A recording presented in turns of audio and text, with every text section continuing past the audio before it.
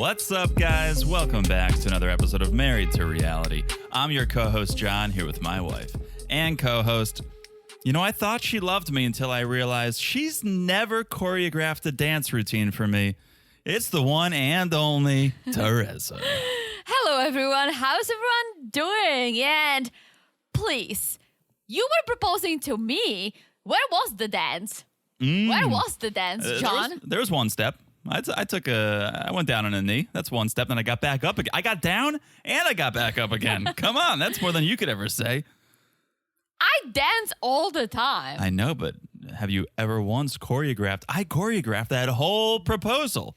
There was only 2 steps involved, but prior to the 2 steps, there was quite a bit of a routine. We don't need to go into great detail because our friends have heard the story at length, but there was a couple boxes involved. There was an unpacking involved, and there was a whole to-do. You mean the unpacking that I was doing while you were walking around nervous, asking me, when will I be done? I was having quite the panic attack. No, I wouldn't. It wasn't full panic, but it was nerve. You were being annoying. It was nerve. I was getting annoyed with you. You were being annoying. You were being annoying, Teresa. You're lucky I even went through with it after the display you put on. What are you talking about? Just dilly-dallying, snacking on beef jerky. Anyways, our anniversary is coming up, so you may or may not get a routine. Ooh. All right. Well, stay tuned, friends. Stay tuned. Yeah. New season. Ooh. Can you smell it? New season smell. And it's the 90-day OG, which I love. This season is looking good.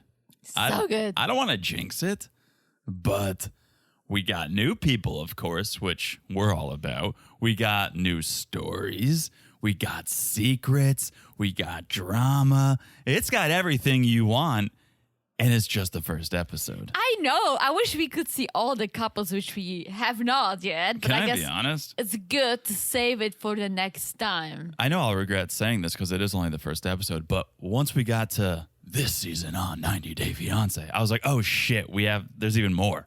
Because I'm a simple guy. I'm good with what we got right here. We got a handful of couples, a couple of wild ones, and the fact that we're going to introduce more and more, one, kind of tells me maybe some of these stories are going to fizzle out. And 2, it's just overwhelming. As someone who's trying to keep 94 TV shows straight, adding more and more couples scares me a little bit. But if they deliver, they deliver. It will be amazing. I'm excited about every single couple, but I'm especially excited about the guy who lives in a studio apartment with 2 guinea pigs, 2 chihuahuas, and mom in a closet. Ooh, chihuahua. I'm like, what is happening? That just one scene when he opens the closet door, there is a mom on the floor. First of all, very sad. Second of all, what is happening? Oh, well, why can't he live in the closet? If I was in that situation, I would let my mom have the run of the house and I would take the closet. I mean, we just talked about one of the many 90 days where we have dad sleeping on the floor for the past 20 years. Yeah, but I feel like that's just the way he is. It's probably good for his back. He likes a harder mattress. You mean the wooden floor? Yeah. But that at least he's not even confined to a bedroom. He can sleep on the floor wherever he wants. If you're sticking mom in a closet, I couldn't sleep at night. No matter how comfortable my bed was, knowing that mom is shoved in a closet somewhere, how could you sleep? Also, I don't want to count anyone's money, but you can also always find maybe a little bigger apartment or something that... Or bunk beds. Yeah, or inflatable beds. I don't know. Now, if we had bunk beds, Mom, I'm taking top bunk. Let's just be honest. You know, if I'm the one shelling out the cash for the bunk bed, I'm choosing which bunk we get. And I'm taking top, Mom. But that's also probably good for her anyways. You get a woman of a certain age. You don't want her climbing up a ladder.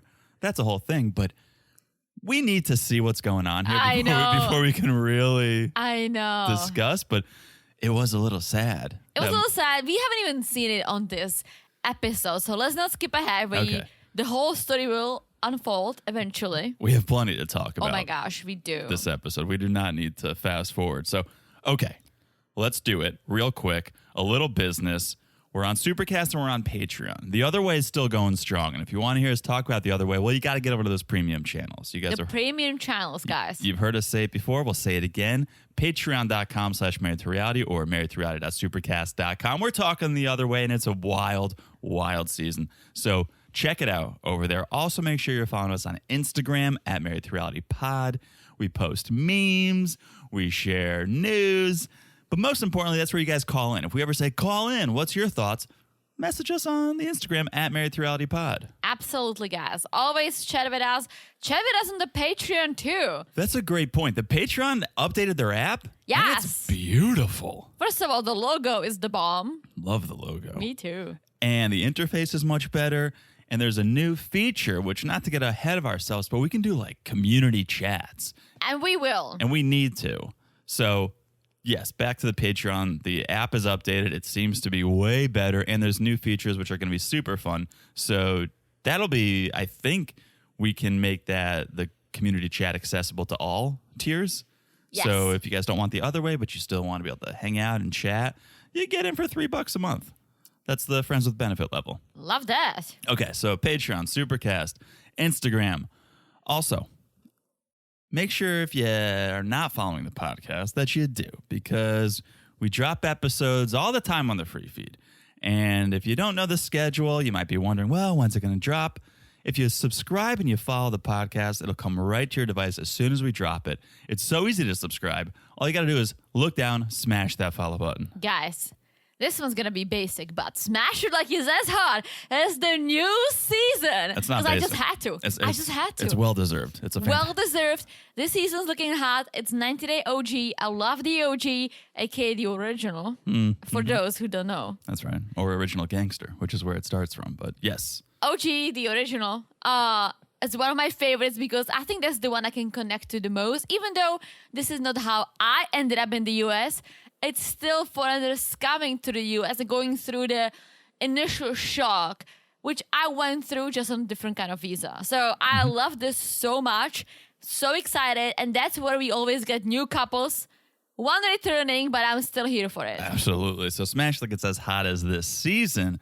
And last but not least, you guys know we're suckers for a little love, and we love a good review. We love a review. And if you haven't left a review, please, if you could leave a review, that would be amazing. If you leave a 5-star review and you write something, we'll read it on this podcast right here. Do you have any, John? There isn't. Do you know me?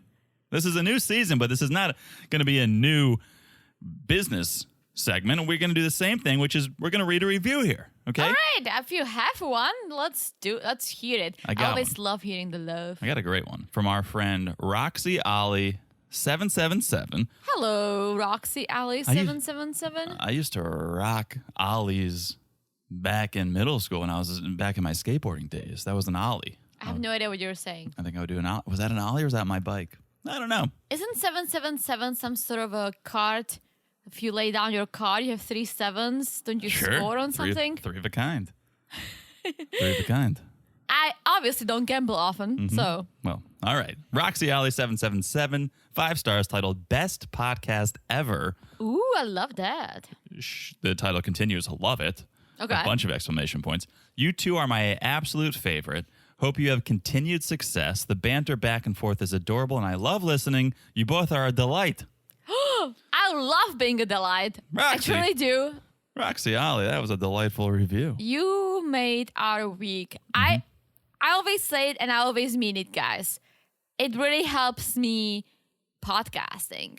It really helps me to hear the love because sometimes I question myself, as we all do often. I'm the queen of that. But hearing reviews like this, or even when you guys message us on the Patreon, on Instagram, just hearing the love is really, really helpful for me. Yeah. I don't know about you, John, but it just brings me to a level of happiness that I can be like, I can do this. Yeah, I completely agree. Sometimes I sit here and I go, what are we even talking about? And then I go, you know what? There's people out there enjoying it as much as we are. We love this trash TV. We love listening to podcasts. And to hear that other people are getting joy from what we're doing, it's the ultimate compliment. It is. And we love it so much so that when we watch a show that we don't cover, we don't take notes on, I'm having an anxiety that I'm not taking notes. And often I'm like, oh my gosh, I need to write this down. I'm like, wait. We're not covering this one. We cover enough already. Yeah. That's how much we love it. And here's the thing. I love hearing that you guys enjoy it because we do too. We don't just do it because. We do it because we have fun. And it's a part of what we do. And so if we didn't get this feedback from you, I don't think we would keep going. But this is what keeps us going. We would discuss off the mic. Oh, we would. At length. Absolutely. And often I want to do it, and John is like, no, like, save it for the pod. Absolutely. We want fresh, hot takes on this podcast. Very, very true. All right. So thank you so much, Roxy. Thank you so much, Roxy. Beautiful review. What about, before we get into the meat of this first episode, what about a little 90 Day by the way? If you have any, I always see you research. I always see you on your computer, on our computer. I got a couple here. All right. By the way, number 1. Mark your calendars. Sunday, October 14th. Molly is hosting a special event in support of breast cancer awareness. Oh, I love that. She's hosting it at her store, Livy Ray Lingerie in Georgia. You love it. I love it. It all sounds amazing, right? There's a special guest who's going to be in the building. Oh my gosh, it's Angela. Nailed it.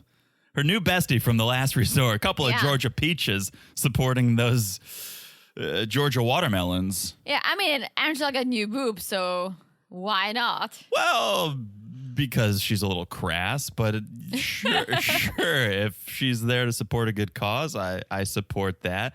Yeah, she's being promoted as the meet and greet, which I think will attract actually a lot of people, especially in Georgia. I'm sure people love. I would love to meet and greet Molly. Not sure if I would love to meet and greet Angela, but hey, if it's for a good cause, I probably would. I'm all for it. And so she's going to be there. Angela's going to be there. There's going to be art, food, fashion, entertainment, a raffle. You can win some lingerie. It's going to be a great cause. I'm sure it's going to be a great event. So if you're interested, reserve your spot. I think you got to do it on Eventbrite. There's a link from the Livy Ray Lingerie Instagram. Ooh. So I wish we could go. We will be on a vacation. Be on a vacation with the parents. With the parents, yes. So if you guys go, call in, send photos, let us know how it is. I'm sure it's going to be wild. Yes. Molly and Angela together in the flesh, letting it all hang out probably. Ooh, especially Angela. Especially Angela. Yeah, let's see how long she lasts before she beats someone up. Jeez. All right. That's by the way number 1. By the way number 2. Cleo from the last season that we covered. She's making a presence on YouTube. Ooh, I think that's sort of the path for a lot of these 90 days. As they go, the cameras have left me alone for a minute. Let me film myself, put it on YouTube, put it on IG, put it on TikTok. She's going YouTube. She's got a YouTube page. It's called Stereotypical Cleo. Slow start. Right now it's got 245 subscribers. Okay? But she's putting content out there. She's trying to get a following. She's got a video up there, a Q&A with Cleo. Okay. It's got about 500 views. So, again, slow start, but I think people are invested in her story, and I think people want to support her. So check it out, Stereotypical Cleo. She's got this Q&A. She's talks about some interesting things. One, voice training that she did so that she talked in a higher register, a more feminine register, which I never even thought about. I tried to do voice training for my accent. It didn't work, as you can hear. You were trying to lose your accent as much as you were trying to pronounce words properly. Yeah, I think that helped. Like, I definitely sound much better. Because, like, before I would say, I sound better. Like, I would like, pronounce the R's. Yeah. I think... I feel like I was living with Natalie in the woods. Gee. Well, I think it only... Obviously, I still have an accent. And unfortunately, or fortunately, depends how you feel about this, I don't think it will ever go away entirely. Good, because we'll lose the authenticity of us being an international couple doing this podcast. However, I think the accent is milder, and I think it really starts coming out when I talk a lot. So it's like sometimes when I have a long day, towards the end of the day, and when I have to talk a lot, it starts coming out. Mm-hmm. It starts coming out more, and sometimes John is like, red leather, yellow leather, Teresa. No. And I'm like, That doesn't have to do with the accent. That just has to do with, I think, mumbling. Well, more but than, that's it part goes of hand it. in hand. It goes hand in hand. So yeah, I tried, and I am still trying. Maybe not as hard, but that's very interesting. Like Okay. I was always thinking about like Cleo does sound very feminine. Yeah, right? she worked on it. Yeah, Good that's for something she her. worked on. Yeah. So then she talks about her autism, the impact it has on everyday activities. And it's interesting because I don't want to give this everything away. You should watch the video for yourself. But she talks about the impact it has. And I don't think we really saw the full extent of the impact that it had on her during the season. Maybe they edited around it. Maybe she just didn't show it. Maybe she avoided filming some days because she's like, yeah, I really struggle. Like sometimes it really, really affects me. And we saw her kind of moving through life pretty, I don't want to say easily, but she seemed to handle a lot of situations very well that would otherwise you would think trigger her. I learned a lot actually from her about autism, like when you can wear the sunflower thing that kind of the linear that the lanyard. tells others, hey, I have autism, so maybe if something happens, you can help, or you can, you know, why, which was very interesting because I had no idea. No, I didn't. And I think that's one of the amazing parts of 90 Day Fiancé is learning about other cultures, but you can learn about other things too. There's so much education going on. They are, and I don't know if it's on purpose, but it's more and more diverse, and not just saying it's diverse racially, it's just diverse by the types of people. Neurodiverse, and I really enjoy it. diverse. I know it's a reality TV at the end of the day, but I enjoy it. I enjoy Absolutely. it because it keeps it interesting, and I do learn. Sure. Well, 90 Day Fiancé is rooted in diversity, literally, culturally diverse, right? Yeah. You're from different countries, so why not introduce other aspects of Yeah, I diversity? love it. I actually truly enjoy it. Yes. All right. So that is Cleo's YouTube. Check it out if you're interested. Stereotypical Cleo on YouTube. Let's get that subscriber count up. All right. Enough is enough. Let's do it. The reason we're here, I'm so excited to talk about this season premiere, Sunday night, 90 Day Fiancé, season 10. I can't believe we've been doing 10 seasons. 90 Day Fiancé OG. Well, You have to say that. That's what you say. Yeah. When that graphic comes up on screen, and it's a new graphic and it looks sharp, it says 90 Day Fiancé. It doesn't say 90 Day Fiancé OG. It doesn't say the other way. It doesn't say B90. It says 90 Day Fiancé, season 10, episode 1. We're going to talk about a lot of new couples. Let's start with one of them, Ashley and Manuel. And let me say, first impressions are everything. And this was not a good one for Ashley. Ashley, right off the bat, pissed me off. Why? How about you pull over when you're having a panic attack when you're driving instead I of know. calling a friend? You're phoning a friend. You're going to need a lifeline. She was phoning her sister about. Okay, you're calling someone. And you're not using the Bluetooth feature. You're not in a Tesla. You're looking at your phone, trying to dial, hands off the wheel. Pull over. Yes. This is very you're serious. Right. This You're is very right. serious. Pull over.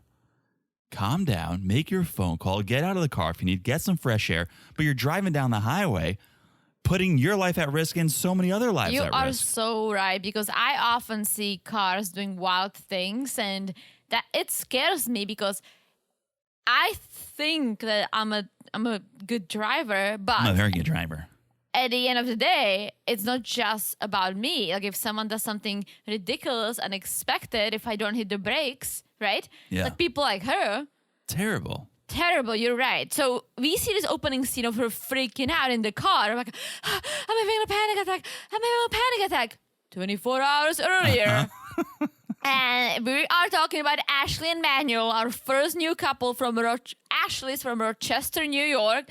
Manuel is from Ecuador. Yes. And So first couple 24 hours earlier. we meet Ashley. We meet Ashley. She says she is 32 years old and she loves to dance. She's a poet. She's a witch. She's a tarot reader. She's an astrologer. Did I miss anything? Yeah, she's batshit crazy. That's we could summarize it. We could save a couple syllables and just say she's batshit. Here is why I was having an anxiety. She's a black cat. I would just be spitting all the time. I know, but that's part of the persona, Teresa. To be a witch, where's her broomstick? Black cats give me anxiety because I am superstitious. I wouldn't say I'm superstitious. I'm a little stitious. But she's playing up this persona. And maybe she is. Who knows? I don't know. I don't really buy into all this stuff. But as you guys know, I have come around to ghosts recently. So who knows what's going to come next. But she grew up in a religious family. But she's the rebellious one. So now she's dabbling. Or she's not dabbling. She's fully invested in the supernatural. Yeah, she says modern day witches are a little different, right? Sure. She said she connects with the nature. That's how she does her spells and all that kind of stuff. And here's the thing. Sometimes I feel like because I am so not spiritual, I'm so not religious, I'm literally have a connection to nothing. Stop. Because you can't go on one hand, oh, if I see a black cat, I need to spit and pinch you. To like, oh, I'm not spiritual. It's like, yes, you're believing in it, but you're believing in the opposite end of it. I guess. Well, it's because I've experienced it. I have a real life experience with a black cat. Okay. Okay, I'll tell you. I think I said it before, but for any new listeners, right? I'm about 13, 14 years old, maybe younger. Not right now. No. That would be illegal. We are driving to Croatia with my parents, right? We leave our apartment literally 1 minute into the drive. A black cat crosses in front of the car, and me and my mom, oh my gosh, we gotta spit and pinch each other. Dad, do it. And my dad is like, you guys are freaking crazy. This is dumb. I'm not doing it. Right? So me and my mom do it. Dad doesn't do it. He's the one driving. 4 hours later, we get in this massive car accident. Yikes. Not us, but when I say massive, it was about 200 to 300 cars just getting slammed. We were towards the end of it, so we got bumped from back and front somehow. Mm-hmm. We got in the car accident. We were able to kind of use a tape and tape the car together, so we continued. Okay. But it was because my dad didn't spit when the cat crossed in front of the car. Ever since, I'm a hardcore believer. I make John do it. He does it because he's a good partner and good husband. And that's why I have an anxiety seeing a black cat crossing in front of me. Okay. So maybe I do believe that the black cat and the lack of pinch and spit did cause this. But my question would be, did you believe in this superstition before? You said you believe it afterwards. Did your mom or you believe in it before? My mom did, and she made me. Okay. And your mom was driving? No, my dad was driving. Okay. Have you ever? My mom doesn't drive within 20 miles past our hometown. Fair enough. Because what I was going to say, and this is very true, is if you do believe in things like this, oh, you see a black cat. Well, now it's in your head. And then once you start overthinking things, that's when accidents happen. So it's not really the black cat that caused the accident. It's you It's you overthinking. Oh my God, the black cat crossed our path. What's going to happen? And now because you're thinking something's going to happen, something does happen. But okay, I thought maybe your mom was all nervous because she saw it and then she got in an accident. No, it was my dad. And he didn't believe in it. I don't know if he does. I don't think he does. But I do. So yeah, maybe I believe in something, right? But I sometimes feel like I wish I was more spiritual because I think it's relaxing. And I sometimes need to relax. I wish I could look at the moon and do a spell and feel better. Sure. I can't. Yesterday we tried to look at the rainbow. I'm like, let's enjoy the rainbow. Let's make a cocktail. By the time we made a cocktail, the rainbow was gone. I was very upset. Caused more anxiety because we missed it. We missed the happy hour with the rainbow. Yeah.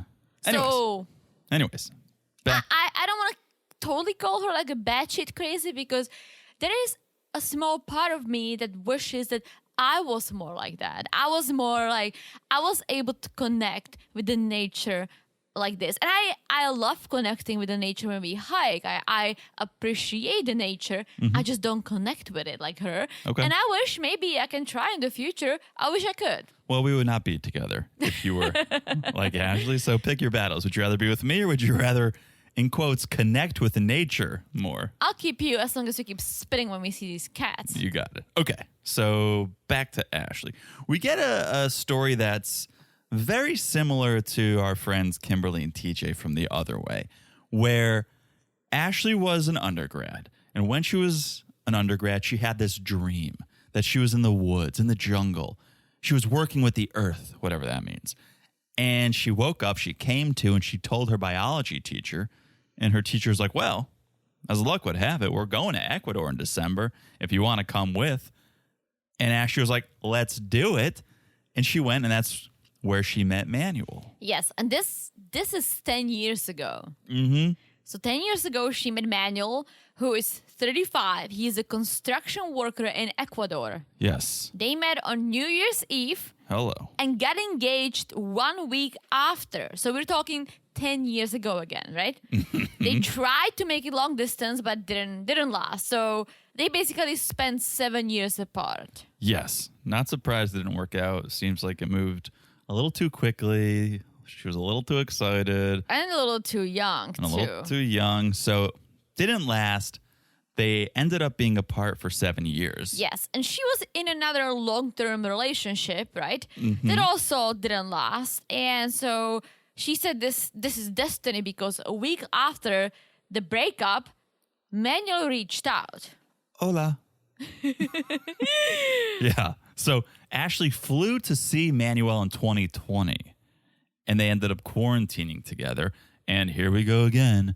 Right away, Manuel proposed. Yes, again. They move too quickly, is all I'm going to say. Too quickly. I wonder if the Earth is okay with it. I don't think the Earth's okay with it. I don't know. If I was the Earth, I would be like, Slow down. whoa, slow down, girlfriend. Slow down. You see how slow I move? That's how slow you should move. So Manuel didn't want to come to the U.S. at first, but then he's like, well, I can do construction work anywhere. Yeah, and I have a couple questions, thoughts about this. You can say you don't want to come to the States because you don't want to seem like you're chasing a green card. Or you could be scared because we learned he's never been outside of the States. He's never flown on an airplane. So I wonder if it was just fear or if he actually didn't want to. Does he love his life in Ecuador? There seems to be a couple of things going on because he doesn't tell his mom, right? That is. Yeah. So I wonder what the reason was that he didn't want to go to the States. Was he lying? Did he not want to seem like he was chasing a green card? Or was he scared? Did he not want to fly? Is he scared of the unknown? Like, what was the reason? Because then eventually he's like, well, yeah, I can find work easier, so I guess I'll go. Yeah, he would be able to definitely find a work as a construction worker in the U.S., and I think it's probably better paid. Yeah. Than in Ecuador. Yeah. So here's the thing. When I hear someone who has some experience, who have a work they enjoy, and he seems to be enjoying it, coming to the U.S. will be like, yeah, hopefully I can do it there too. I like hearing it. Definitely. I don't like hearing when some people or all these influencers be like, well, I can try to be an actor. I can try to be a singer, meaning, well, okay, who's going to pay the bills? Right. So at least he has a future or he has a vision of, yeah, I can continue doing what I know because whether he speaks English language or not, right, that's something he can still do as he learns. He's got employable skills. He does have employable skills. And the only thing he doesn't have, he doesn't speak English. Yeah. Which I was like, how are they going to communicate? But I think she speaks Spanish. Definitely. Or at least to a certain level. Definitely. I will guess, as a kid who grew up in Connecticut, this might be tough to communicate in Rochester, New York, but we'll see. We'll see. They applied for the K-1 visa. He got it, and he's supposed to arrive tomorrow. Ooh, alrighty. So, before he arrives, she needs to do some magic shopping. So let's go. I'm like, a magic store. That sounds kind of cool. Oh, yeah. This takes me was it Stargazers? In Sequim, Washington, remember when Mike and Natalie, they went to a store? It was like, are you on a journey or an adventure or something? Well, listen, we went to Sedona like 10 months ago. I loved all the stores in Sedona. You really are trying to get in touch with the spirits. Nothing spoke to me besides that $5 ring that I still wear. Yeah. The Dalmatian ring, whatever it's made of. But yeah, I really tried. I liked those stores. I like looking at things, obviously. Yeah. But nothing spoke to me. I like that you try. I like that you're putting yourself out there. You're open to it. Thank you. You're open to the universe, but the universe is just You know what's like my favorite nature store that unfortunately is nowhere near us? Eastern Mountain Sports. What? EMS. I don't know. It's like REI. But I love REI. I just talked about it like half an hour ago. Your favorite nature store? Like nature. We've been podcasting for the last half hour. Okay, 45 minutes ago. Savannah Honey Company. Yes! I I don't love... think that's a nature store. It It's is. a honey store. Honeys come from the nature. I love honey stores. All right. That's the closest one to us. Okay. So back to Ashley. Okay. Manuel's visa expires tomorrow. He's supposed to schedule. He's scheduled to arrive that day, basically. Which is why. So these are not the sharpest tools in the shed. Let's just put that out there. Why would you wait until the very last day? Like, have you never had a week before? Have you? Well, Manuel's. I was going to say, have you never been on a flight that's been canceled or delayed? No, Manuel hasn't. So he probably doesn't know that that's a possibility. Yeah, but I'm just gonna say it. I don't think he paid for the flight. I think she paid for the flight. Possibly. So why didn't you, even like 3 days early? Like why? Like why did you wait until the last minute?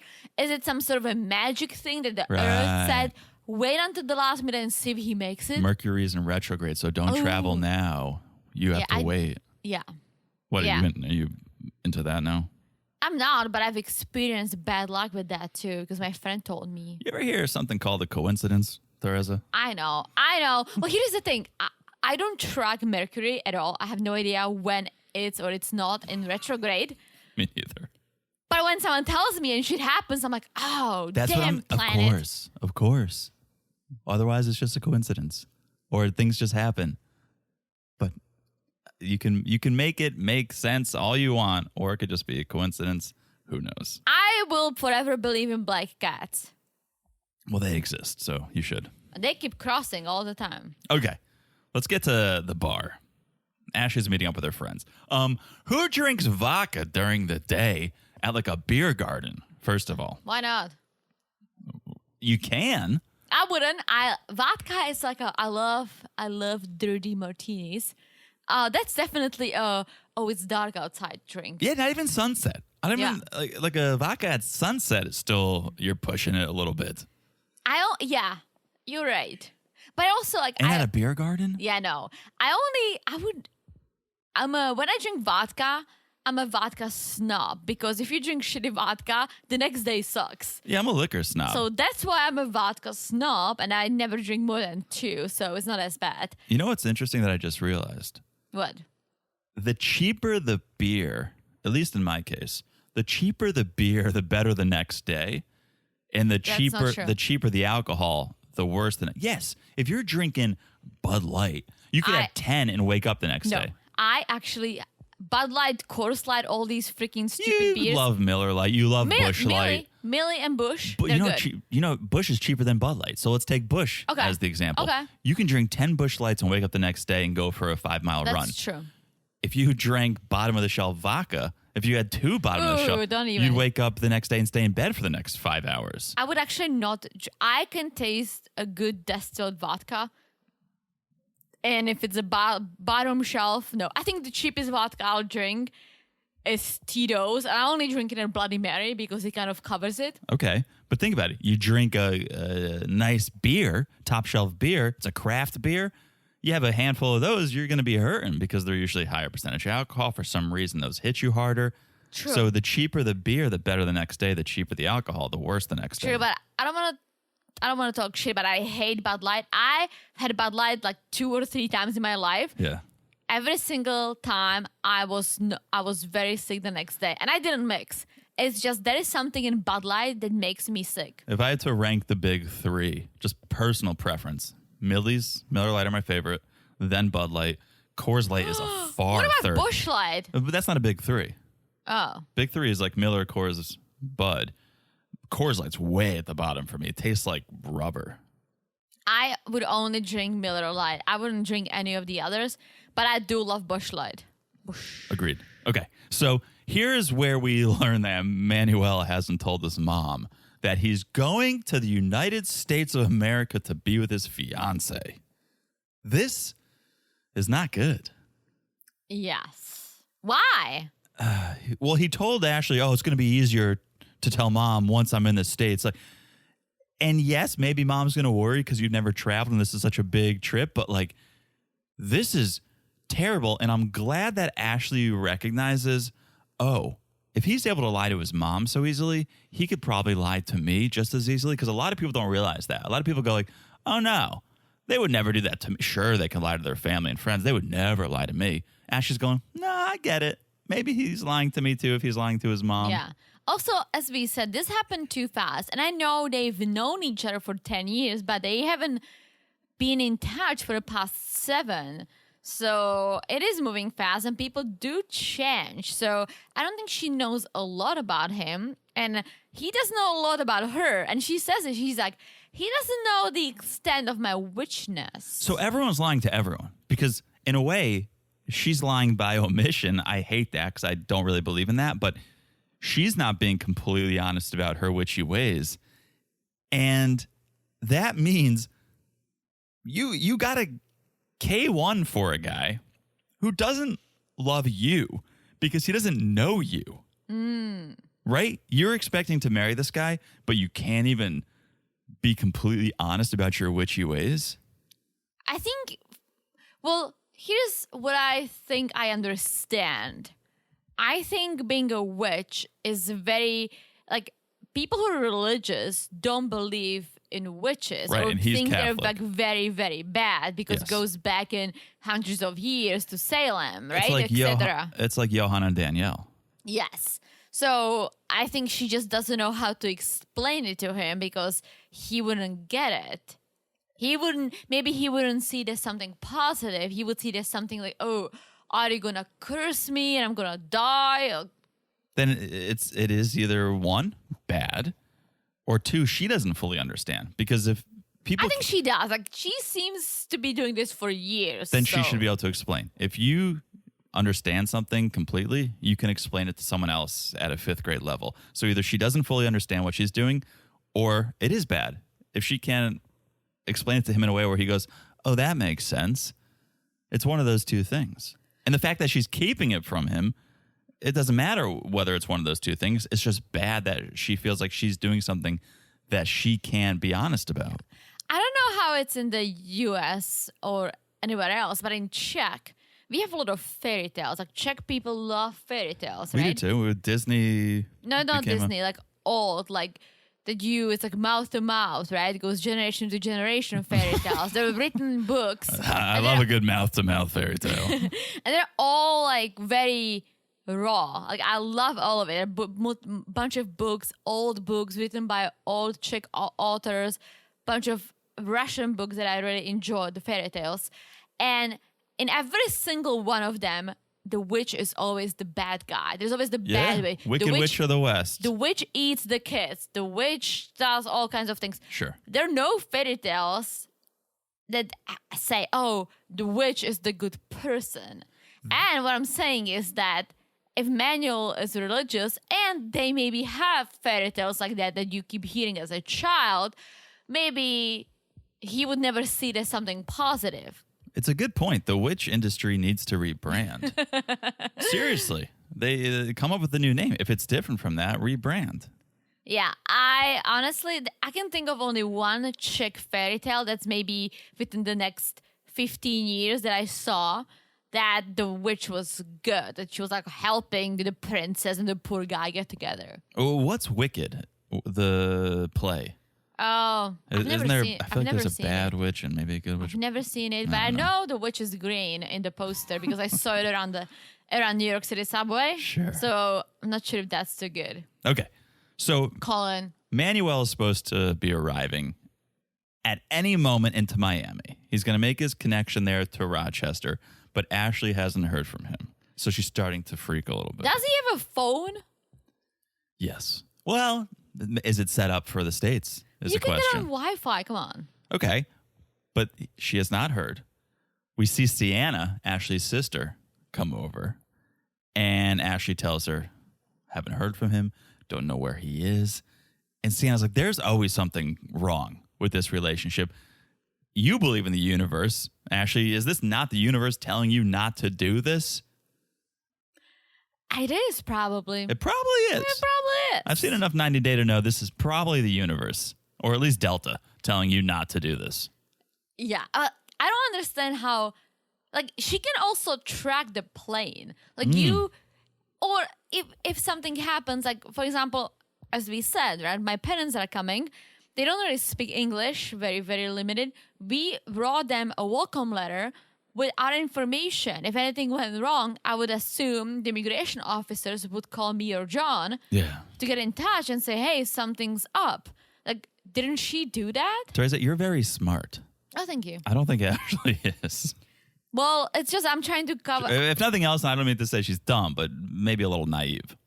Well, that's immigration 101 when someone who's traveling to the U.S. and doesn't speak English, so they cannot really explain it for themselves, you need to write a letter. Like, you really do. And I'm not saying most of the time the immigration officer, if everything looks correct on the paper, right, they're not going to even read it. They'll be like, no, you're good, right? But in case of something, the letter explains what's going on. It explains my parents are coming for 2 weeks. It explains our address, they're staying with us, our contact information, why they're coming, what we're going to be doing. Like, you need that if they cannot speak for themselves. Yeah. You're 100% right. So this is where we see Ashley head to the airport. She starts having her panic attack, and she takes her hands off 10 and 2. Oh, here is where I saw it. I have a note towards the end, but I'm like, why is she on her phone like that? That's brutal. It bothers me because it does endanger other people. I would say, even if you were level-headed doing what she was doing, which is hands off the wheel, making a phone call, that's bad. Now mixed into the fact that she's having a panic attack. Yeah. Pull over. Yeah. And I don't know what car she has, but it didn't look like a car from 1995, right? I'm sure that SUV connects to your phone, or I would hope. I mean, I have my car programmed to press a button to call you or to call whoever I usually call, which not even you. It's Mine doesn't do that, though. It's my aunt.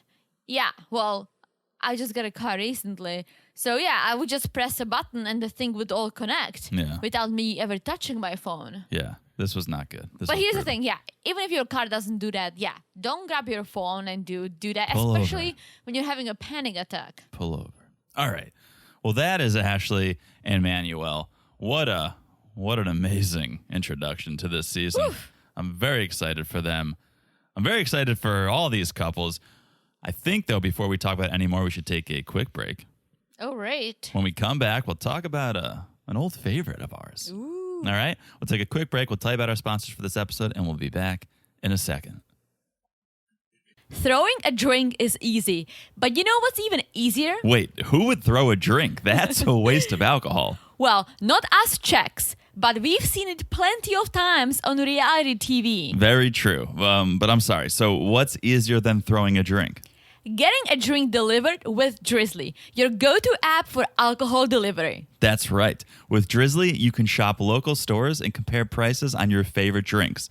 Then get them delivered right to your door. No drama, no drink throwing, no name calling. Just a tailored shopping experience for whatever occasion you're shopping for, from birthdays to weddings to reality TV watch parties. We love drama, but not if it gets in the way of us getting our drinks. So save time shopping and get back to sipping. Download the Drizzly app or go to drizzly.com. That's DRIZLY.com today. Must be 21 plus, not available in all locations. And we're back. Hello, Jonathan. Hello, Teresa. How are things on that side of the folding table? They're good. You ready to talk about Gino? Gino and Jasmine. Jasmine. I finally found my Gino voice. Good, just in time for the start. Just in time. We didn't get any break. You should have never lost it. We were talking Gino I lost last it week. for a little bit. Yeah, well, it's back. It's back. But before we go to Michigan, let's kick it off in Panama. Yes. So Jasmine is moving to the U.S. in a few days. So her friends are throwing her a bachelorette party. I was having flashbacks when I saw this bus. This bus, from my experience, I went on a bachelor party. We had a bus. It was called the Funk Bus. And boy, was it funky. Was it the one that someone peed and it came back? Yeah. We took this party bus to the beach, and we had a couple. Was it in Cape Cod? It was in Cape Cod, Hyannis. Had a couple pops on the way to the beach, and as you do, you got to go to the bathroom. One friend in the front of the bus rolled the window down and started peeing out of it, and my friend in the back of the bus got a face full of pee because his window. That's really bad. You guys are nasty. Yeah, needless to say, I feel like this bus has seen some shit Well, and piss. and inflatable penis with a head. Now, this penis with a fedora, talk about a circumcision gone bad. Like, you've heard nicknames for penis tops, right? You've heard, the old mushroom, the military helmet. I have not heard that. Well, you should hang around men more often. Okay. But, I mean, I could just hear like, whoa, look at the fedora on that thing. Like, that just seems like a circumcision gone wrong when you end up with a fedora. Well, classic Gino. I thought it was great. I thought it was actually great. hilarious. Yeah. And then Jasmine tells us something that I said since the first day we met them ever. Yeah, She yeah. says, well, I'm into more like an attractive guys because I'm too jealous. So when I first saw Gino with a little belly fat and those like chicken legs and the bald head, he's like, I just loved it.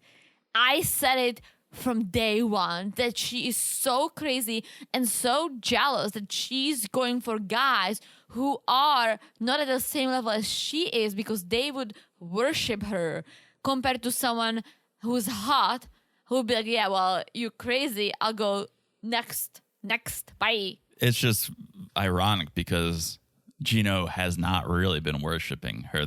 I feel like the way she probably thought he would. Well, I think, listen, if someone, or I don't even want to say, but if I told you that I made a sex tape a month ago with my ex Very recently. and threw a ring at you, I don't think we would be having this podcast. No, we would not be. That's what I'm saying. He worships her. Not many guys would get over such.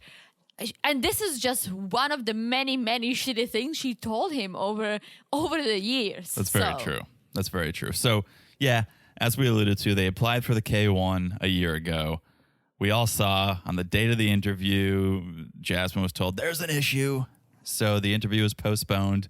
But on the second try, the officer approved her within 10 minutes because according to Jasmine, I'm super cute. Yeah, that's probably why. That's not how immigration works.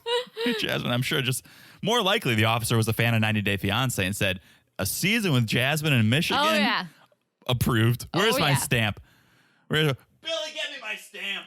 Approved. This is just one of the obstacles, right? Next, they have to file for the green card, and that's gonna be another thing they need to prove, right? So That's probably- getting the fiancé visa, it's not winning. It's just okay, one done. Next. We didn't have to do the K1. We No. obviously had to do the green card. And as you heard, if you listened to last week's episode or the week before, Teresa was just approved for a 10-year green Yeah. card. So, like, I would say just in our experience, the first green card was the most difficult. We didn't have to do a K1, but the first green card was the trickiest. Just to apply, we got approved within very fast, like 3 months, which was amazing. The second one, which we call it the second green card, it's basically the same green card.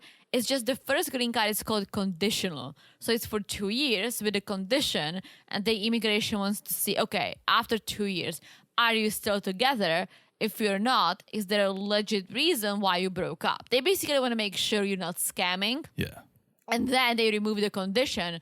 So when I got my second green card, it basically says resident since the time I got my first green card, right? Mm-hmm. So it's not really second and first. It's just removing a condition and getting a new card.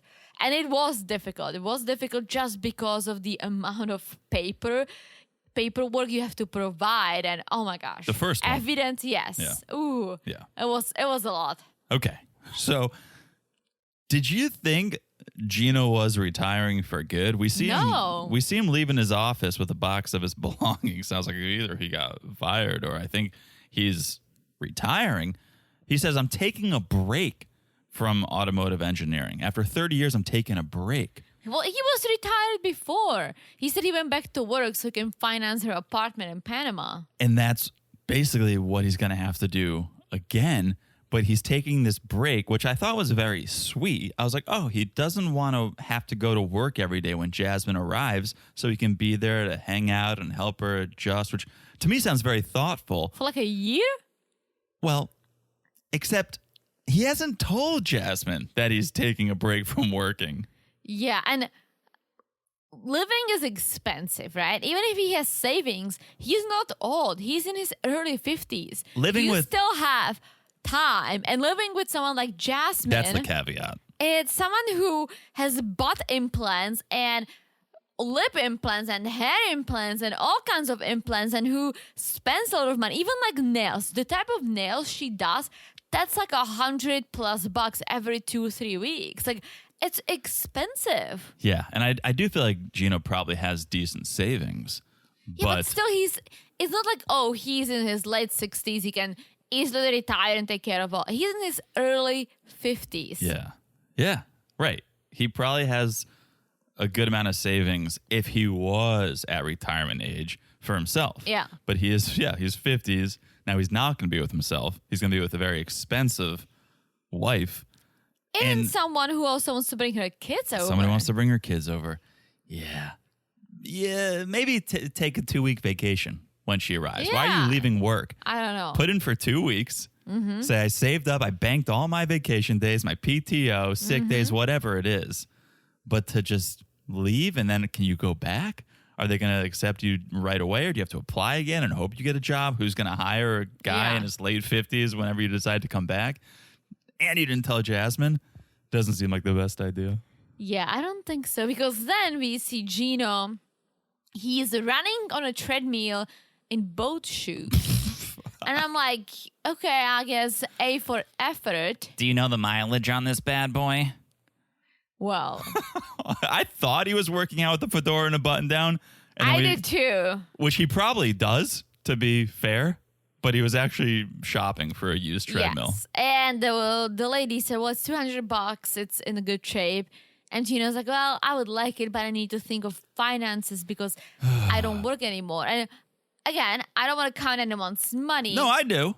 I think we should on this podcast. Okay. You're pinching pennies already. You just left work. Yeah. And like $200 in a grand scheme of what Jasmine will require is nothing. As you said. That's like her nail appointment for the month. Right. That's not even what she's going to spend on her hair. Yeah. Oh, definitely not. So if you're pinching pennies already, you probably shouldn't have left your steady paycheck. Then we go back to the bus where Jasmine is literally shoving her bare ass out of the bus. She is her own stripper. Yes. She's pinching pennies there. They didn't have to hire a stripper for her bachelorette. She's her own stripper. Well, she says, well, I was like really working out and like dieting, so I'm fit when I go to Michigan, but I lost my fat ass, as she says, and that's the part of her body that Gino loves. So she got butt implants. Problem solved. Brazilian butt lift, little BBL action. Yeah, but it's like, I don't know. I think either they're lying about their money situation because she's still spending a lot on herself. But here's why. Because she doesn't know their financial situation. Jasmine's keeping it Gino's keeping it a secret. So she's out there spending like daddy's still bringing home the big bucks, but he's not. And so she's getting a BBL and doing whatever else with the money that Gino isn't currently making now. Yeah, I'm not sure, but yes, that sounds expensive. I'm sure it was. Here's my bigger concern. I feel like Jasmine's going the way of Darcy and Stacy. Because I actually think Jasmine's very pretty. But she's 36. I feel like we forget she's 36 because Gino is in his 50s. She's 36 and she's doing so much work. And she says it. She's like, she spent money for her wedding dress on these procedures. Gino sent her money to buy a wedding dress. Oh, and she yeah. said, well, Gino's cheap and I need to keep myself pretty. I mean, you can keep yourself pretty by working out and do things that don't cost as much money. Drink a lot of water. Don't drink alcohol. Like, there are things that you can do to keep yourself looking young without all these procedures. And don't get me wrong, I'm about to sign up for some Botox myself. Yeah, me too. But I think that's probably as far as I'll go, unless I would like bigger boobs. Maybe if we have kids after, I would go for it. Mm-hmm. But I think maybe I would do a tummy tuck. All right, you stop. Well, I'm saying it now. If Gino's paying for it, you can do whatever you want. I'm saying it now, but at the same time, I could also work out more and do more on my own, right? Yeah. think Jasmine just does all these extra things, just spending all the money from Gino, money that was meant for something else, hoping, oh, he's working. I'll go to the U.S. and I'll get a new wedding dress. This is why we talk about it all the time. Our 3 C's. Communication is maybe the biggest, and they're not communicating. Gino's not being honest. Jasmine's not being honest. They're both withholding information, and it's going to blow up in both of their faces. Oh, yeah. So, breaking news, headline news, we finally see one of Jasmine's kids, her oldest son, Fiancé. Was it the oldest one? Yeah. Because he looked pretty young. I know, but I feel like that's probably why we only saw the oldest one. The other one's probably too young, doesn't want to put him on TV. Yeah. So we get to see Fiancé.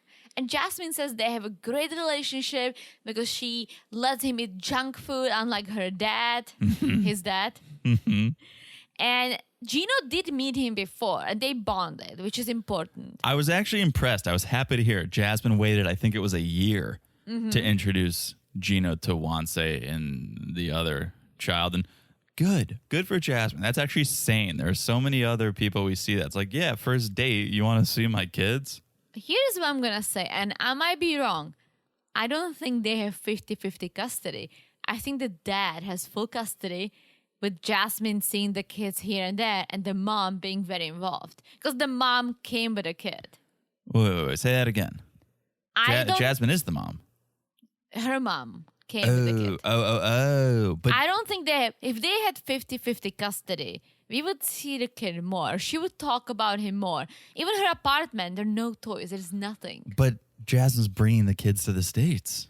Which I don't understand how. Maybe the dad thinks it's better opportunities for the kids with education and stuff. Yeah. But if someone has a 50-50 custody, think about it. The kids would have to be, we would see them more. And if not seeing them more. We wouldn't. Because I think she actually is a good mom because she waited to introduce them to Gino. I don't think she didn't put her youngest on TV. I don't think it's her doing. I think that's the dad saying absolutely fucking not. It'll be interesting because we're going to see her move to the States. We're going to see, I would imagine, the kids move with her. And let's see, we'll both They're not moving right now. Right. And it takes time to apply for a green card for her kids too. Like, if she was a good mom, she would not be leaving her kids. She would wait. She would apply for a green card with the kids. Like, she would make sure the kids can come with her. Like, I don't know. I'm not a mom, but if I was a mom, I don't think I would leave my kids behind. Well, here's the only shit I'll give Jasmine. And I won't say about leaving behind or not because I feel like you have to move there first maybe to apply for the green card. Or can you apply before you move for them? I think you can apply. I don't know how it works, but I think if you get a lawyer, be like, hey, applying for a K1, but I have kids. I need the kids to come with me. I'm sure there is a way. Well, here's the definite shit I'll give Jasmine. She's moving like tomorrow, and she hasn't told her kids yet. Yeah. She's like, Papa Gino, not the shitty pizza place in New England. Papa Gino. Yeah, I'm going to be moving to the States with him like tomorrow. It's like, what? Yeah. You didn't give a heads up. You're not going to have like a going away party. You're not going to do anything. You're just going to leave. I think that's pretty shitty. But Fiancé took the news well. A little too well. I think Fiancé rehearsed quite a bit because his answers were like he was reading it. I think Jasmine practiced with him a little bit so she doesn't look so shitty. Yeah. I feel bad for the kid. Imagine that she's your mom. I know. Well, that's why I always thought that the kids would just stay with dad because, yeah, you see your mom shoving her ass out a window. I would not want to be a part of that show at all. Or like peeing on Gino. I don't know. Peeing on Gino. Listen, I love Gino and Jasmine. I love watching them. And actually, yes, Jasmine's crazy, but I have nothing against her necessarily. No. But as far as this, when I think about it, she's a mom. She's leaving the kids behind. But it's temporary. I don't know. It's temporary. We'll see. Like Larissa left her kids behind. But she also said it was temporary. She said, I'm going to bring them. She's been here like, 5, 6, 7 years. Yeah. Where are the kids? Yeah, it's a good point. We'll have to follow up. So then we get some more details of the issues that Jasmine's having with Gino's family. And this, to me, this is a non-issue. But Jasmine is hysterical, and everything that happens, I feel like she goes overboard with it. So the issue is Gino's sister-in-law requested that Jasmine and Gino don't get married on certain dates because they're going to be vacationing in Florida. Well, I'm with Jasmine on the way she said it to her because we saw the text message. Yeah. If your sister did that, I would definitely schedule our wedding on that day because of the way she sent it. If she said, "Oh hey Jasmine, oh my gosh, I've heard you're coming. That's awesome. Cannot wait for the wedding. Just an FYI, we're gonna be away during these days. So if you guys haven't booked the vacation yet, if you could wait, because we would love to be part of it. Book the wedding yet. We would love to be part of it." If this was the message, I would be like, "Oh, absolutely." The message was, "Don't get married on these days. We'll be in Florida." That was it. That's a fair point. I guess I looked over the vehicle and just looked at the meaning of the message, which was, "Hey, we would love to be a part of your wedding, so please don't get married on these days." But you're right. Should have been a phone call. Maybe a phone call. "Hey, super excited you're coming. Can't wait to be part of the wedding." I'm telling you right now, and no matter who would say this, if we get a text message saying, "Hey, don't get married between February 3rd and February 10th, we'll be in Florida," I would be like, "Well, guess what? You're not coming." I would literally be very upset because that message was just rude. If someone wanted to make sure that they wanted to be part of the wedding, they wanted to celebrate our love, but they booked the vacation. So if we haven't scheduled anything yet, if we could wait, different situation. I would be like, "Yeah, absolutely. Like, we haven't even thought about it. We'll take this into consideration," right? Yeah. That message was purely rude. Okay, so Team Jasmine here. That's a great point. I was not Team Jasmine until you explained it, and now I totally am. Because in my mind, in my dumb male mind, I saw a wedding that hadn't been scheduled yet, and someone going, "Hey, well, when you schedule it, just don't book these dates." But you're right. It was like, literally the message started with, "Don't schedule the wedding on these days. We'll be in Florida." That's horrible. Yeah, no, you're 100% right. So, okay. We've met this dog before? The Coco dog? Who names a male dog Coco? I don't know. I think she's going for Coco Chanel because she's trying to be fancy. So let me say it again. Who names a male dog Coco? I don't know. That's a female dog. Name Coco? It could be also Coconut. Still a female dog's name. Coconut? Yeah, Coco is a female dog's name. I don't know. But Coco is the only family member who's coming to the U.S. because he doesn't need a visa. Yeah, semi-swell. Semi-swell. And at the pet spa, where Jasmine FaceTimes Gino, and we learn there's some bladder issues. Coco's got some bladder issues. Well, Gino is like, "So have you potty trained? Have you?" Come on, find it, Teresa. I lost my Gino. Was like, "You better find it." Jasmine, have you potty trained Coco yet? Well, he doesn't do it on purpose. He suffers from anxiety, Gino. I don't know what that voice was.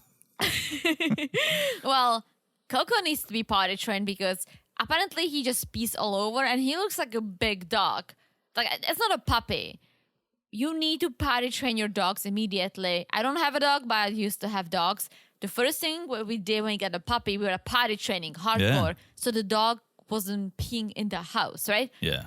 I don't think Jasmine really cares about that. So yeah, Coco isn't potty trained and it's because he has anxiety. Well, I feel like Gino would appreciate if Coco pissed on him. How about you take Coco out when he needs to go out? That's how you potty train the dog. I don't think Jasmine does that. I think she goes out, she potties a lot, and she keeps forgetting that she has Coco. Well, I feel like little dogs have it so easy, too, because you can just put out that pad, and then the dog... That's kind of nasty, too. Like, take the dog out. You should take the dog out. Yeah, it's not a guinea pig. No. So Gino's like, "Well, okay, what's going on? You don't seem okay, Jasmine. Is something else going on?" And Jasmine tells Gino about the text from the sister-in-law. Yes. And Gino... He's like, "Well, it's fine. Makes sense to me." But again, Gino, that message was just rude. I agree now. I was on the complete opposite side of the fence, but I agree now. And he was like, it was a simple ask. What's wrong with that? It's because the way it was asked, Gino. I would say, or would think, this can't be real. This whole argument situation can't be real. But Jasmine's not that good of an actor, and she was in tears, like hyperventilating at the pet spa. Well, here's the thing. I don't think Gino's family loved Jasmine because even if they knew nothing about her from Gino, they could watch the show, right? It really says a lot. And then I know Gino complains because we've heard that too with cousin Dana, right? So I think the family is just rolling with it because Gino is bringing her here, but they're being rude to her. And I get it. Like, I would be like, that was just a rude message, especially when it comes to something like a wedding. Like, be more sensitive. Whether you like the person or not, I assume you like Gino, your brother-in-law, right? Just be more sensitive. Yeah. Wow. I don't think I've ever done a complete 180 on this pod. I think this is my first 180. Like, I totally see your point now. Yeah, I really felt bad for her because I was like, and I love your sister, but if she said something like this to me, I would be like, well, I don't care if you're coming then because this is not the way to say it. Yeah, because the intent is right. The intent is, hey, Yeah. I want to celebrate your love. Yeah. But call her up. Make it a phone call. There are people in our lives that we don't like, and sometimes you're not as fluffy to them if you need to be, right? And that was literally an example of her saying something to someone she doesn't like, but she's doing it because. Yeah, that's a great point. All right. All right. Let's get to a new couple, number 2. Love it. Sophie and Rob. Sophie and fake Drake. That's what I'm going to call him. You call him whatever you want, but this is going to be wild. So we meet Sophie first. She's 23. She lives in London, England, and her job is a social media influencer. And I wasn't understanding this whole thing, but I guess she promotes clothes because she says she gets a lot of stuff for free. I like free clothes. I really like get my free clothes, so I'm an influencer. It's like your daddy buys you clothes. You get free clothes every day of your life, probably, lady. She's like, she started clubbing at 12. Okay, so this is what I wanted to talk to you about as our resident European. I started clubbing at 14. Still seems young. Well, if you look old enough, well, the clubs don't care. Believe that me, true? we always sneaked in. Is that true? The what? If you look old enough, the clubs don't care. Yeah. But this is like long. She's younger than me. She's basically 10 years younger than me. I'm not sure about how that was happening. But in Czech, there was just one club in my town, 2 clubs. They probably knew how old we were, but we used to go just sipping on Coca-Cola. Once in a while, someone bought us a beer. My dad used to go to the same club, so I was like hiding with the beer. My dad usually saw me. He was like, I didn't see you here. Just an FYI, just be home by midnight. Your town is so small that they probably relied on the underage to keep the lights on because there wasn't enough of age to go. But like I've told my story a million times before, even at 19, I had to send in an older friend to figure out what color the wristband was. Then we would go highlight a plain wristband so that we could get in. Yeah. Often when I turned 15. But also, I'm not a hot girl. So you could get in. Like they started doing it. They wanted to see your ID, which you get it when you're 15. You just get this little thing on your wrist sometimes that you're underage, so you don't drink alcohol, right? Wait, but you get a wristband so you can't drink? You cannot. They just take the wristband off. Yeah. Well, they did it in some clubs, but not in like bigger towns. In my hometown was kind of like, okay, well, go. We had moments when sometimes they got tipped off that the police might come, and there were times that they didn't let us in. They were like, no, like not today. Like the police is supposed to come. Guess what we did? We were hanging out outside the club. Smart. On the street. So eventually we always somehow got in. But yeah, I started going out when I was like 14. My mom had no idea. As I said, my dad sometimes saw me and just pretended he didn't see me. Yeah. And it was It's kind of awkward that you guys are at the same place anyways for him and you. I know. But it's like, it was like my best friend's father or stepfather was there too. So they were always like, hi. Like, just, what the fuck are you doing here? Just go. Just let me not see you. Make me a promise when we're 50, we're not going to be hanging out at a place where there's 14-year-olds. Yes, no. Okay. For sure. But yeah, it was kind of like, it was a music club with like a lot of live music or DJs. And so we all loved doing that. there was other clubs or bars we used to sneak in, and I'm like, fuck, my dad is here again. Because I live in a small Maybe town. he was keeping an eye on you. I don't Maybe he know. knew you were going to be It was there. always like my dad or my dad's friends or my best friend's dad or his friends. There was always someone. And we kind of just, when I got like 16, 17-ish, I would have a beer with my dad. That ended up being fine. But my dad, literally my rule was good grades in school.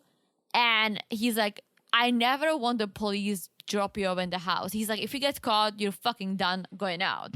2 rules. So my dad goes like, you pick your battles. You want to keep going out? Well, maybe don't drink. Because if the police got me and I wasn't drunk, they would just be like, well, you fucking need to go home. Yeah. But they wouldn't pick me up. Right. So I've never got picked up. It was all, I kind of powered through life with that.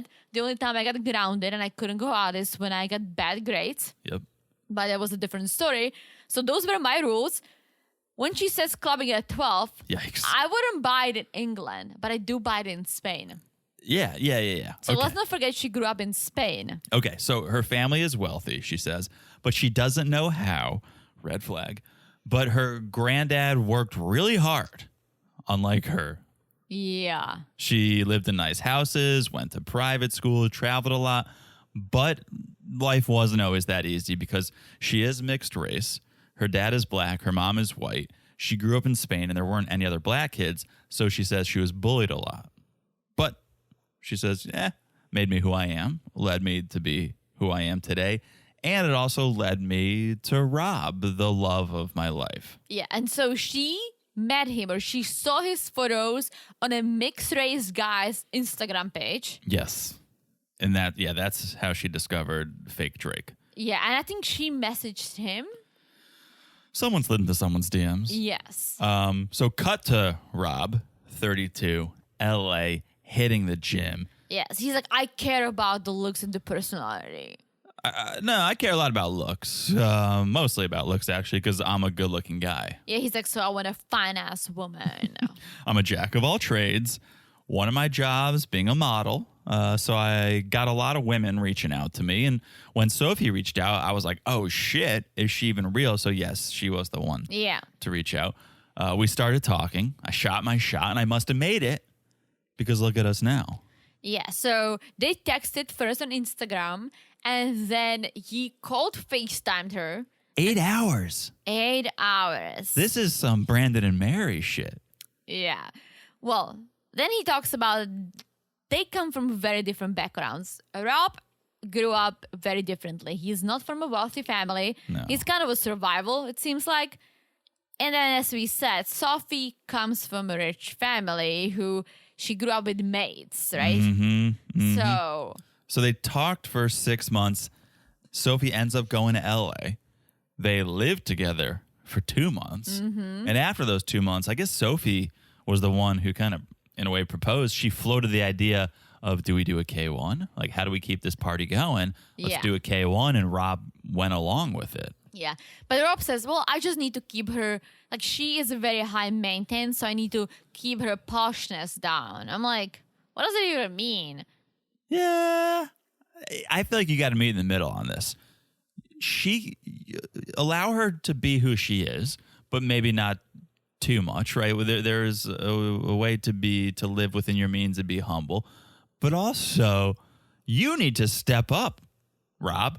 Maybe do more than whatever modeling you're trying to do, Yeah. right? Because we see fake Drake at home. He definitely lives a different life than Sophie. He's throwing roach traps Yeah. all over his And place. he doesn't even have a bathroom. This is the worst part. This is not a studio apartment as he wants to parade it around. This is a dorm room. Yeah. If you have to leave your domicile to go to the bathroom, you don't live in a studio apartment. You live in a dorm room. Not good. But he's got a swell dog. It was a nice well dog. Rome. Yeah. Well, you don't like pit bulls. I don't mind pit bulls. They're just, I like certain pit bulls. Yeah, Rome seemed like a swell dog. He acted swell, so okay. That's what it takes. Okay. You know that you can go from not swell to semi-swell just based on personality or even your location. Okay, you're right. So it's a swell dog. If you're not swell, but you're like at IKEA, You're like, oh, look at this. Oh, look we at- just saw a yeah, dog look at this like not that. swell dog, but he's at IKEA. He's living his best life. He's shopping affordably. This is a semi-swell dog. He was acting very nicely, just like following the path like we did. Yeah, there's really no way not to. Rome is a swell dog in my book. Okay, I agree. Rome is a swell dog. Yeah. So then we cut back to London, and Sophie is packing. She wants to say she's classy, but she just shoves her sneakers in her bag on top of her clothes. Yeah. That's a garbage move. That's trash. That's trash. Money can't buy you class, and just putting used, worn sneakers on top of your clothes, You need to put them in a trash bag. put them in a trash bag. That's what's up. Yeah. So she's calling her mom Claire. And so she has no siblings like me. So Claire is her bestie. My mom Sister is relation. my mom. Your dad is your friend. Yeah, my dad is my friend. My mom is. I love my mom. Don't get me wrong, but we just. She's never not going got- to the. She's not going to the club and drinking with you at 14. No, definitely not. So she has no siblings. She's calling mom, and mom does not like Rob because she says something in a way like, "How's Rob the knob?" And Rob the apparently, knob. it's not a term of endearment. No, knob is like a penis with a fedora. Yes. So she said she moved to England when she was 16, and mom followed her. Mm-hmm. Then she moved to Mexico. Mom followed her. Back to Yikes. England. Mom followed her. So maybe mom can follow her to LA. Yeah, she might. Yes. I would normally say Sophie seems like a young, spoiled, rich girl just trying to piss her parents off by finding this guy in Englewood and kind of like going to the other side of the tracks. But Sophie and Rob do seem to have bonded over some deep shit, some real shit. So I do feel like this could be a We'll see. real connection. We'll see. Because mom is like, he's stupid. He's grumpy. I'm like, wow, mom, you must really like him. Rob the knob. Yeah. So yeah. Sophie says, well, I mean, I still want him to live in a better place, to get the real job, but hopefully we'll get there. Yeah. We'll see. Because listen, he's 32. I know. That's what I'm saying. Quit the modeling and get a real job. Yeah. Rob the job is what he needs to become. I've been to LA multiple times, but more as a visitor. I saw the Walk of Fame. I went to Huntington Beach, which is below LA. I went to Santa Monica, right? Mm-hmm. Is Englewood a bad part of LA? There's good and bad parts of it. Yeah. Okay. It's not Beverly Hills. Okay, I'll take that. Okay. So cut to Rob meeting with Tori, working on a dance routine for when Sophie arrives. I think Rob saw Asuelu and said, I can do better than that. Yeah. So the idea is to do cute, fun welcome to America dance Right, that will end in a proposal. Tori was like, what do you want the dance to say?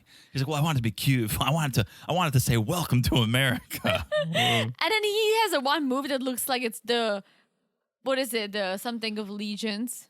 Pledge of Allegiance? Pledge of Allegiance. That's pretty good, actually. Yeah, but that's one move. That's one move, yeah. Tori kind of thinks Rob is wasting his time, though, because we learned last time Sophie was in L.A., she was kind of messing around a little bit. She was spotted on Bumble. Yes. And Rob is like, well, she was just looking for friends. Dude, she's in LA for you. Why is she looking for friends? Yeah. Also, she was in for a limited time only. Yeah. You're just trying to make friends for the 2 months you're there? No, you were trying to see if there was a richer Rob. Oh, yeah. Oh, yeah. But Rob's going to believe what he wants to believe.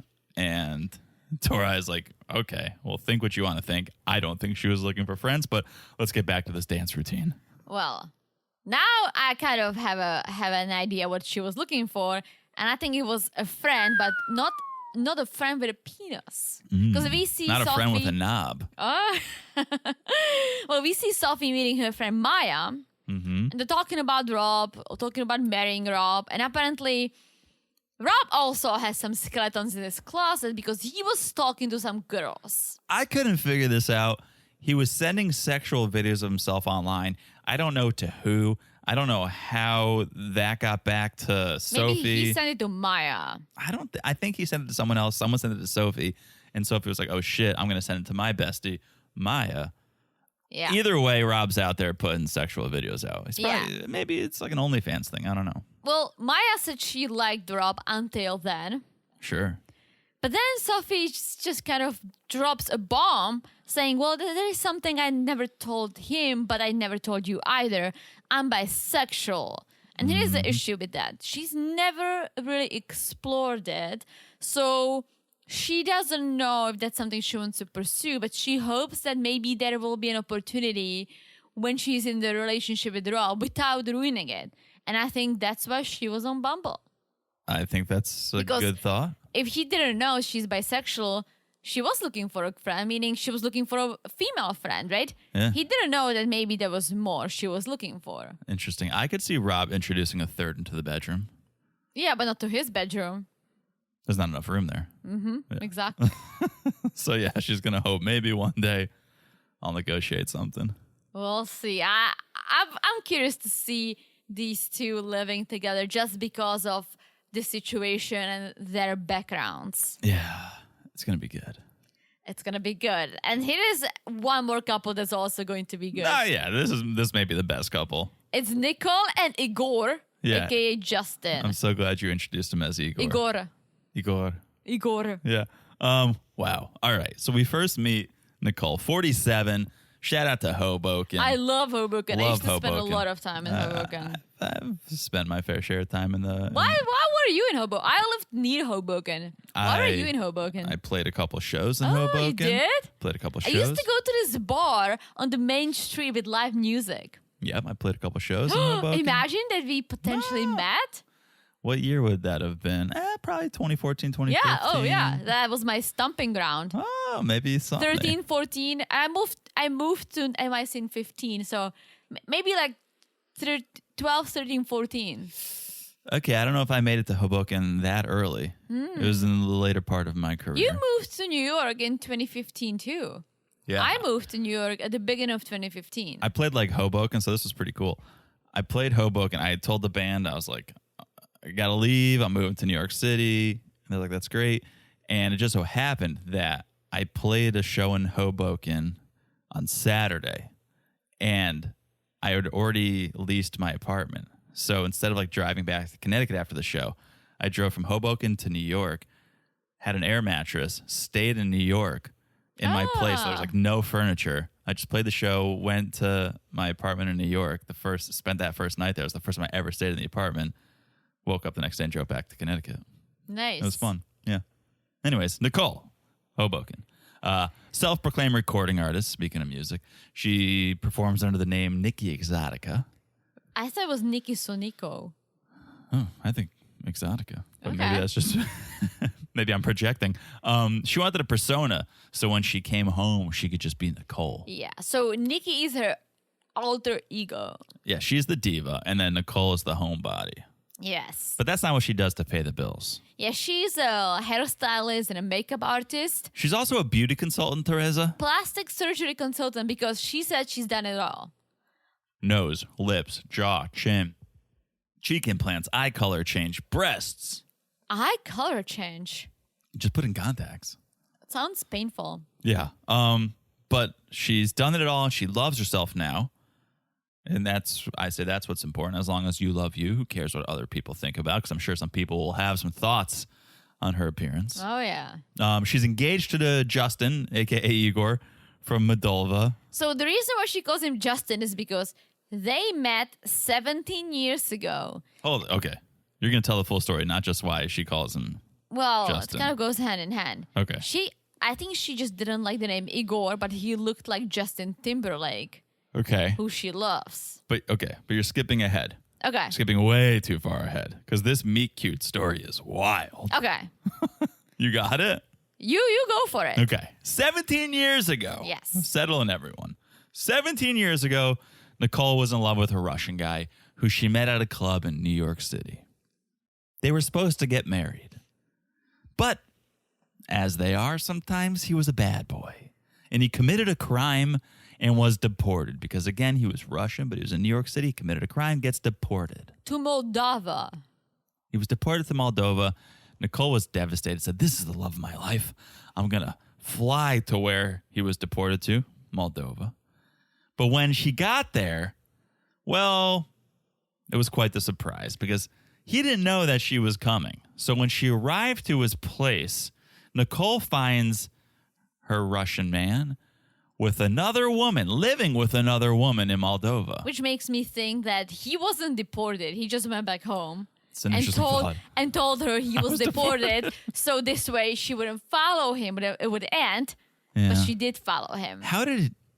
Because why would he get deported to Moldova? If you're Russian, you would get deported to Russia. I think he just lived in Moldova. He went to America, have a little fun. But how and did he's she like, I get- gotta go back home. How did she get the address?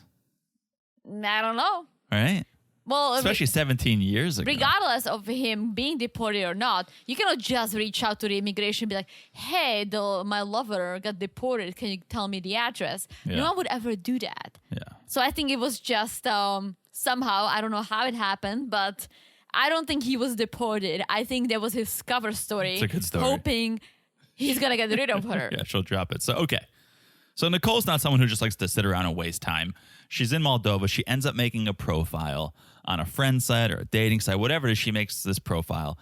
And she matches with this guy, Justin. Igor. Yeah, Igor, who she changed to Justin because she didn't like the name Igor. So because he looked like Justin Timberlake, apparently she calls him Justin. So, okay.